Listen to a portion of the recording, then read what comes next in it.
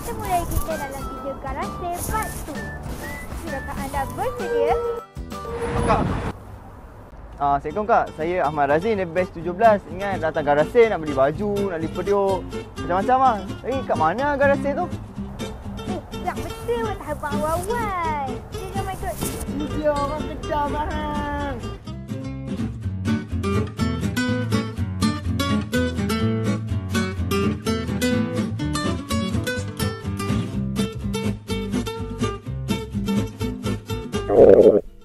Amboi perut. Bunyi kuat kan?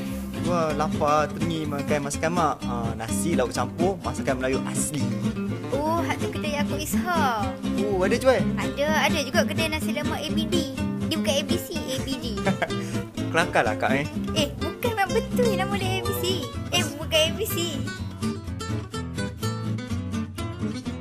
Kalau macam tu, makanan yang macam tak berat sangat tak ada ke? Oh, nugget, sausage macam tu. Macam tu lah. Yang tu boleh pergi ambil Korea punya booth. Oh, iya ke? Dia ada nugget, sausage dengan french fries. Wush, french fries. By the way Kak, akak tengok cerita ni tak? DoKB. Tengok lah sikit. Wih, teringin tu nak beli lilin dia tiup-tiup. Mana tahu lupa DoKB ke. Oh, ada juga kedai Syafiqah Johari. Oh, dia jual ni? Lilin? Dia ada jual handmade candle. Handmade candle. Kedai no brand pun ada. Oh, okay.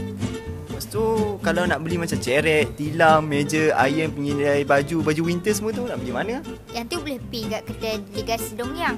Kalau nak pakaian, Ije Anyong dengan brand Ika and the Gang pun ada. Pergi lah. Oh, menarik tak sabar nak beli ni. Kedai nama KIV pun ada.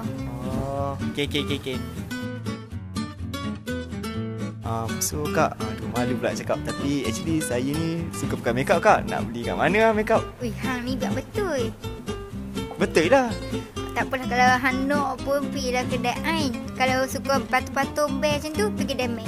Oh, okay, thank you Kak. Okay. Pergilah beli banyak-banyak sikit.